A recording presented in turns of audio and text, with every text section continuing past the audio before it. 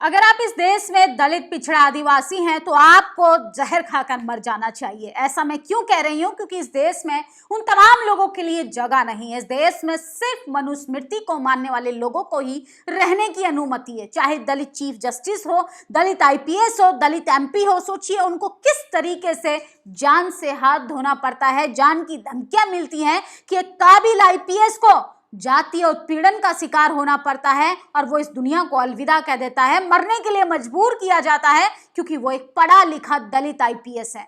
पढ़े लिखे होने की क्या कीमत चुकानी पड़ती है दलित, पिछड़े, आदिवासियों को, जब मैं आपको बताऊंगी तो आपके रोंगटे खड़े हो जाएंगे। शायद उन तमाम जो लिबरल सेकुलर लोगों की आत्मा शायद जग जाए और वो फिर से इस जातिवाद पर खुलकर सामने आए। जिन लोगों को जातिवाद नहीं दिखाई देता वो हरियाणा की इस खबर पर अपनी राय जरूर दीजिएगा कि जातिवाद इस देश में है और नहीं है। नेशनल दस्तक लगातार इसी मुद्दे की मुहिम चला रहा है कि हमें सिस्टम से लड़ना है। पढ़े लिखे दलितों से इतनी तकलीफ होती है कि एक आईपीएस को आप जातीय उत्पीड़न से इतना प्रताड़ित करेंगे, इतना टॉर्चर करेंगे कि वो मरने के लिए मजबूर हो जाएगा। आप अंदाजा लगा सकते हैं कि यूपीएससी क्रैक करने वाले छात्र की मानसिक दशा कितनी मजबूत होती है। आईपीएस बनना, उसके बाद इतनी टफ एग्जाम को पास कर एक पद पर पहुंचना और उसके बाद जातिवाद का शिकार होना कितना बड़ा एक कलंक लगाता है पूरे इस देश के सिस्टम पर। लेकिन इस पर बात बहस करने वाला कोई नहीं है।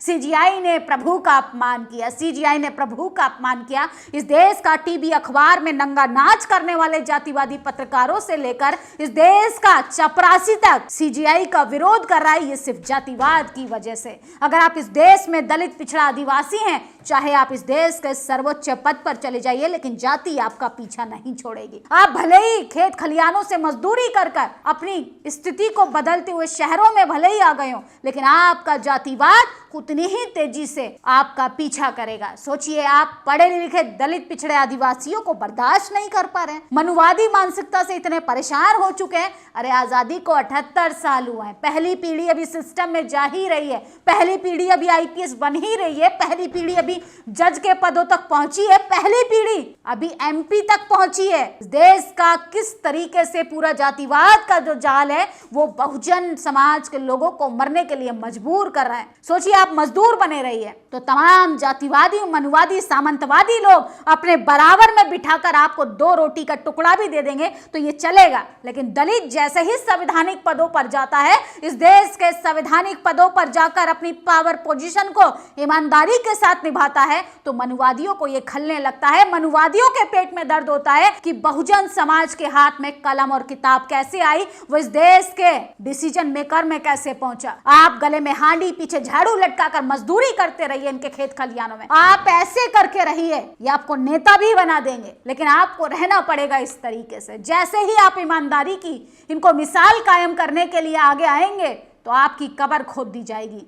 ये देश जाति प्रधान देश है। किस तरीके से इस देश में जातिवाद के नाम पर नंगा नाच चल रहा है। सोचिए, हरियाणा में एक दलित आईपीएस को जातिवाद से परेशान होकर जान देनी पड़ी। उन्होंने 9 से 10 पन्नों का सुसाइड नोट छोड़ा है, लेकिन इस पर कोई गंभीरता से सोचने के लिए मजबूर नहीं है। हरियाणा का सीएम जो है वो ओबीसी जाति से आते हैं, ओबीसी कैटेगरी से, लेकिन दिमाग में जातिवाद है। उनके ही राज्य में एक दलित आईपीएस सुसाइड हो जाती है, जातिवाद की वजह से चारों तरफ चुप्पी है। इस पर कोई बात बहस नहीं करेगा। जिनको जातिवाद नहीं दिखाई देता, जिन सो कॉल्ड सेकुलर लोगों को इस देश के आजादी के 78 साल बाद भी जो कहते हैं कि जातिवाद कहाँ है, वो जरा देखें कि पूरन सिंह के साथ क्या हुआ। अरे जाति की वजह से एक आईपीएस की जान चली गई, पूरा सिस्टम सो रहा है, पूरा सिस्टम नपुंसक बन चुका है, पूरा सिस्टम हाथ पे हाथ रखकर बैठा है और तमाम लोग सिर्फ दलित आईपीएस की हत्या हो गई, दलित आईपीएस सुसाइड कर लिया। इस तरीके से कब तक मरते रहेंगे दलित, कब तक मरते रहेंगे पिछड़े, कब तक मरते रहेंगे आदिवासी। इस देश में एक ट्रेंड चल गया है कि आईपीएस मर रहा है, जज मर रहा है, एमपी मर रहा है, एमएलए मर रहा है, तो आप सिर्फ कैंडल मार्च लेकर सहानुभूति दिखा दो। इस देश में ऐसा क्यों हो रहा है, इस पर कोई बात विमर्श क्यों नहीं करता, ये कभी किसी चैनल का डिबेट का हिस्सा क्यों नहीं बनते। सोचिए, हरियाणा आईपीएस सुसाइड केस में आईएएस पत्नी ने शिकायत में कहा एससी होने पर पति को जाति सूचक गालियां दी गई थी। पहले तो दलितों को जिनको बर्दाश्त नहीं है जातिवाद से लड़ना, उनको कभी सिस्टम में आना ही नहीं चाहिए। उनको मजदूर बने रहना चाहिए, उनको गटर साफ करना चाहिए, उनको किसी के खेत में जाकर मजदूरी करनी चाहिए, क्योंकि सिस्टम से लड़ने वाला व्यक्ति इस तरीके से सुसाइड नहीं करता है। कब तक अपने आप को कमजोर बुज़दिल साबित करते रहोगे? सोचिए, संविधान को इम्प्लीमेंट करने वाले अगर ढंग से होते तो आज देश की हालात ये नहीं होते। जो लोग बाबा साहब को अंग्रेजों का दलाल बता रहे हैं, उन जातिवादी मनुवादी लोगों को मैं बता दूं कि जातिवाद अभी खत्म नहीं हुआ है। जो आरक्षण खत्म हो जाएगा, पहले जातिवाद को खत्म करो। जातिवाद का जो नंगा नाच चल रहा है इस देश में, उस पर लगाम लगनी चाहिए और उसके बाद जातिवाद पर जाकर आरक्षण पर बात होनी चाहिए। एक दलित आईपीएस ने अपनी जान दे दी क्योंकि वो जातिवाद की प्रताड़नाओं से परेशान था, जाति उत्पीड़न हो रहा था और ऐसे जातिवादी मनुवादी अधिकारी उसका शोषण कर रहे थे कि एक आईपीएस को, सोचिए कितने सपने होते हैं एक आईपीएस आईएएस बनने के लिए। भारत की सबसे टफ एग्जाम यूपीएससी को निकालकर कोई बच्चा, कोई दलित समुदाय से आने वाला बच्चा आईपीएस बनता है और उसकी जान ले ली जाती है। या आपको मजदूरी करना बर्दाश्त कर सकते हैं, लेकिन जैसे ही आप सिस्टम में आकर इन मनुवादी लोगों से सवाल करेंगे तो आप अगर दलित हैं, पिछड़े हैं, आदिवासी हैं, तो आपकी खाल उतार ली जाएगी। ये देश की सच्चाई है। पढ़ा लिखा दलित यहाँ किसी को बर्दाश्त नहीं है। 9 पन्ने की आईपीएस ने सुसाइड नोट छोड़ा है। उनकी पत्नी ने गंभीर आरोप लगाया है। उनकी पत्नी का कहना है कि मेरा पति जाति प्रताड़नाओं से परेशान था, उससे आहत होकर उन्होंने जान दे दी। क्या कर रहे हैं नायाब सैनी, क्या कर रही है भारतीय जनता पार्टी, क्या कर रहा है पूरा विपक्ष? एक दलित आईपीएस के मरने पर सिर्फ एक ट्वीट खेला जा रहा है। अरे पूरे सिस्टम को हिला देना था। एक आईपीएस की मौत हुई है, आईपीएस ने एक आत्महत्या की है, वो भी जातिवाद का शिकार होने की वजह से। जब आईपीएस के साथ ये हो सकता है, इससे अंदाजा लगाइए आम जनता के साथ क्या होता होगा। एक सिंगल तस्वीर आईपीएस पूरन सिंह की किसी के साथ गुलदस्ते के साथ नहीं है, क्योंकि वो चाटुकार नहीं थे, वो किसी के गुलाम नहीं थे, वो तलवे चाटने के लिए आईपीएस नहीं बने थे, वो देश की सेवा करने के लिए आईपीएस बने थे। लेकिन मनुवादी जातिवादी गैंग को ये बर्दाश्त ना हो पाया और सोचिए पूरन सिंह ने इस देश को, दुनिया को अलविदा कह दिया। कितने पूरन सिंह हैं जो ऐसी घटनाओं के शिकार हो रहे हैं, कितने लोग हैं जो जातिवाद के आगे अपना दम तोड़ देते हैं। लेकिन इस देश में क्या करें, बेईमान लोगों के हाथों में पावर है। मनुवादी लोग जो हैं इस देश के सिस्टम पर कब्जा कर बैठे हैं और सोचिए पूंजीपति लोग तो इस जाल से निकल जाते हैं, गरीब बहुजन समाज, दलित, पिछड़ा, आदिवासी इस जाल में फंस कर रह जाता है। तो जातिवाद इस देश की हकीकत है। इसलिए मैं कहती हूँ किसी व्यक्ति के पढ़े लिखे होने का मतलब ये कतई नहीं कि उसके अंदर जातिवाद मानसिकता नहीं। बस फर्क इतना सा है कि जातिवाद इंसान जातिवाद फैलाने का तरीका बदल सकता है, खुलकर भेद नहीं करता, लेकिन जातिवाद कभी जा नहीं सकता। आप अनपढ़ रहिए, आप हल चलाइए, आप गुलामी कीजिए, आप गटर साफ कीजिए, लेकिन आप इस देश के चीफ जस्टिस बनेंगे, आप इस देश के एमपी बनेंगे, आप इस देश के आईपीएस बनेंगे, आप इस देश के जैसे ही व्हाइट कॉलर जॉब में एंट्री करते हैं तो जातिवाद का असली खेल आपको तब समझ आएगा। अरे पहली पीढ़ी आना ही शुरू हुई थी, पहली पीढ़ी बर्दाश्त नहीं हो रही है। क्या गुजर रही होगी पूरन सिंह के माँ बाप पर? क्या उन्होंने कभी सोचा था हमारा बच्चा जिन संघर्षों से पला बड़ा, पढ़ाई की, इस देश की सेवा करेगा? उन्होंने कभी नहीं सोचा था कि कुछ जातिवादी मनुवादी घटिया मानसिकता के लोग हमारे बच्चे को इतना प्रताड़ित करेंगे कि वो अपनी जान दे देगा। इस देश की हकीकत ये है कि जो जितना सेकुलर बनने की कोशिश करता है, जो जिसको लगता है कि इस देश में जाति नहीं है, उसकी भी एक जाति है और वो सबसे बड़ा जातिवाद है। संदीप सिंह लिखते हैं, इस एफआईआर की कॉपी को पढ़िए जो आईपीएस वाई पूरन सिंह के पत्नी अमनीत पीर कुमार द्वारा किया गया। उन्होंने जाति आधारित गालियां दी जाती थी, उन्हें पुलिस परिसर में स्थित पूजा स्थलों से दूर रखा जाता था। आजादी के इतने वर्षों बाद आईपीएस के साथ इस तरीके का जातिवाद हो रहा है, हद है। अरविंद केजरीवाल ने भी इस खबर को मुद्दा बनाया है। हरियाणा के दलित आईपीएस अफसर पूरन कुमार को अपनी जाति को लेकर इतना उत्पीड़न झेलना पड़ रहा था, उन्होंने आत्महत्या कर ली। दोषी लोगों को जल्द से जल्द सख्त सजा मिले। देश के मुख्य न्यायाधीश पर जूता फेंका जा रहा है, उनके ट्रोल सोशल मीडिया पर दलितों को बेइज्जत कर रहे हैं, बाबा साहब अम्बेडकर को गाली दे रहे हैं। आज भारत को ये लोग कहाँ ले आए? अरे अरविंद केजरीवाल जी, आप तो रहने ही दीजिए। आप दलित अपने सोशल जस्टिस मंत्री को इसलिए इस्तीफा मांग लेते हैं कि वो अपने संवैधानिक दायरे में रहकर बाबा साहब की प्रतिज्ञा पढ़ लेता है। अपने दोगलेपन से आप लोगों को भी बाहर आना पड़ेगा, क्योंकि जब आप सत्ता में थे तो आपने भी दलित मंत्री की बलि ली थी। किस तरीके से उन पर FIR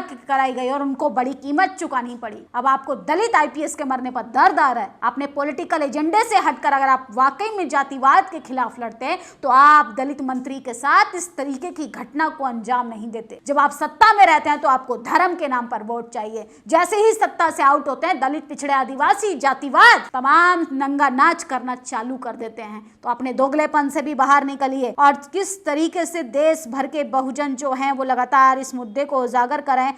IAS IPS supreme court के मुख्य न्यायाधीश, देश के राष्ट्रपति क्यों ना हो, नीची जाति का तमगा आज भी मानसिकता शारीरिक रूप से तोड़ रहा है। हरियाणा कैडर के DGP वाई पूरण सिंह SC आत्महत्या। कड़वा सच है कि 8 पन्नों की उन्होंने सुसाइड नोट छोड़ी, जातिवाद से परेशान थे। ये IPS वाई का पूर्ण सुसाइड नोट है। प्रथम पंक्ति में लिखा है कि उनके साथ जाति भेदभाव होता था, लेकिन ये बात जातिगत भेदभाव करने वाले थोड़ी ना मानेंगे। उन्हें नोएडा के ऐसी चेंबर में बैठने वाले पत्रकारों को थोड़ी ना दिखता है ये जातिवाद। सर्वोच्च पदों पर ST SC OBC के हक अधिकारों को लेकर सदन के अंदर बैठकर कैंटीन का समोसे पे डिबेट करने वालों को ये जातिवाद थोड़ी ना दिखाई देगा, क्योंकि उनको वो प्रताड़नाएं कभी मिली ही नहीं। वो क्या समझेंगे जातिवाद? उनके तो पूर्वजों ने जातिवाद को और बढ़ाया है। अरे बहुजन समाज की पहली पीढ़ी आ ही रही थी तो बर्दाश्त नहीं हो रहा है। CGI पर जूता फेंका जा रहा है। एक देश के MP को, शेड्यूल ट्राइब से जो आते हैं आदिवासी सांसद को धमकियां दी जाती हैं सरेआम, कोई लीगल एक्शन नहीं होता। IPS जान दे रहा है जातिवाद की वजह से, कोई एक्शन नहीं हो रहा है। एक मिश्रा नाम का गुंडा किस तरीके से बाबा साहब को गालियां देने का काम कर रहा है, इस पर कोई एक्शन नहीं होता। इस देश में सरकार चलाने वाले जातिवादी हैं, मनुवादी हैं। लाइव पॉडकास्टिंग के दौरान चंद्र सिंह नाम का ये व्यक्ति खुलेआम गोली मारने की धमकी दे रहा है। प्रदेश में जब एक लोकसभा सांसद सुरक्षित नहीं तो आप समझ सकते हैं राज्य की कानून व्यवस्था कितनी दयनीय हाल में है। उम्मीद है पुलिस जल्दी दोषियों को गिरफ्तार करेगी। अगर एक IPS सुरक्षित नहीं है तो आम जनता कैसे सुरक्षित रह सकती है? गोदी मीडिया आपको ये नहीं दिखाएगा। ध्यान रखिएगा, IPS पूरण सिंह का फाइनल नोट ये बताता है कि भाजपा के राज में IPS अधिकारी को दलित होने की सजा मिल रही है। मामला मंदिर में प्रवेश से शुरू होकर जाति सूचक गालियां, फर्जी FIR तक पहुंच गया। जब प्रताड़नाओं का अपमान न सह पाया, सीमा पार हो गई, तो सोचिए उन्होंने मौत को गले लगा लिया। मरने से पहले व्यक्ति ने कितनी बार खुद को मारा होगा, तब जाके मौत को गले लगाया होगा। इस देश के सिस्टम पर थू है। चंद्रशेखर आजाद ने लिखा है, सोचिए किस तरीके से जातिवाद का नंगा नाच चल रहा है, लेकिन हरियाणा सरकार लगातार हाथ पर हाथ रख कर बैठी है। जहां तक मैंने देखा IPS पूरण कुमार का किसी भी नेता के साथ गुलदस्ता वाली फोटो नहीं है। इसका मतलब है वो किसी निजी फायदे या लालच के लिए नेताओं के सामने नहीं झुकते थे। अगर आप हरियाणा के दूसरे अधिकारियों के सोशल मीडिया पेज देखें तो रीढ़ झुकाकर नेताओं के गुलदस्ते भेंट करते नजर आएंगे, लेकिन सोचिए IPS पूरण सिंह इस तरीके से नहीं थे। पुलिस विभाग से लेके इस देश का हर एक सिस्टम इतना सड़ चुका है कि बदबू आने लगी है उसमें से। दलितों के नाम पर वोट चाहिए, लेकिन दलित को ही सुरक्षित नहीं रख पा रहे हैं हरियाणा के अंदर। बहुत हॉरेबल है, भाजपा सरकार के लिए कलंक है। और सोचिए ये जातिवादी गुंडा 2% का व्यक्ति अपने आप को वकील कहता है और कैसे बाबा साहब का अपमान कर रहा है। ग्वालियर वाला अनिल मिश्रा के खिलाफ महाराष्ट्र में SC एक्ट केस दर्ज हो गया। बाबा साहब का प्रत्येक व्यक्ति को अपमान करने वाले व्यक्ति को तो देशद्रोही घोषित कर देना चाहिए कि जो संविधान निर्माता से नफरत कर सकता है वो संविधान से भी नफरत करता है, वो आरक्षण से भी नफरत करता है, वो दलित, पिछड़े, आदिवासियों से सबसे नफरत करता है। लोग पूछते हैं कहाँ है जातिवाद? यही तो जातिवाद है कि दलित IPS आज जातिवाद के उत्पीड़न से इतना परेशान है कि आत्महत्या कर लेता है और सवर्ण मीडिया उसे दिखाती तक नहीं है। देश की जाति का जहर इतना फैल रहा है। हरिओम वाल्मीकि CGI IPS पूरण सिंह जाति देखकर प्रताड़ित किया जा रहा है। नरेंद्र मोदी ने जातिवाद को बढ़ावा दिया है। सोचिए एक IPS को खो दिया हमने, एक दलित IPS को। कितनी तकलीफ़ों से एक बच्चा IPS बनता है, UPSC एग्ज़ाम को क्रैक करता है, लेकिन उसको नहीं पता होता है कि इस देश के प्रत्येक सिस्टम पर किस जाति के लोगों का कब्जा है। दिल्ली में नफरती टोला में मसी मोदी अंकल की सरकार, ये कैसे कार्रवाई होगी? पंजाब में आप सरकार ने सभी नफरती भक्तों के खिलाफ FIR लिख दी है। ज़रा सोचिए बीजेपी के राज में दलित अधिकारी को गालियां दी जा रही हैं। आखिर बीजेपी के राज में दलित होना गुनाह है क्या? ये देश की सच्चाई है, ये देश की हकीकत है कि इस देश में कब तक जाति के नाम पर नंगा नाच होता रहेगा और इस देश का सत्ताधारी लोग कब तक सवर्णों के आगे झुंझुना बजाते रहेंगे, कब तक मनुवादी लोग इस देश के सिस्टम पर कुंडली मारकर बैठे रहेंगे। एक दलित आईपीएस को जान देनी पड़ रही है, एक सीजीआई पर जूता फेंका जा रहा है, एक सांसद पर, आदिवासी सांसद को सरेआम धमकियां मिल रही हैं। क्या इस देश में सब कोई जाति के इर्द गिर्द हो रहे हैं? इस देश की सच्चाई जातिवाद है और जाति है जो जाति नहीं। आप इस देश के सर्वोच्च पदों पर जा सकते हैं, ये संविधान आपको मौका देता है, लेकिन आप मंदिर नहीं जा सकते। ये आपको आपका धर्म तय करता है, मनुस्मृति तय करती है। सोचिए, मनुवादियों के प्रताड़नाओं से इतना परेशान थे पूरन सिंह कि उन्होंने इस दुनिया को अलविदा कह दिया। न देश की सेवा कर पाए, न अपनी जाति के वर्चस्व को बचा पाए, क्योंकि मनुवादियों ने उनकी जान ले ली। इस खबर पर आप लोग अपनी प्रतिक्रिया जरूर दीजिएगा। शुक्रिया।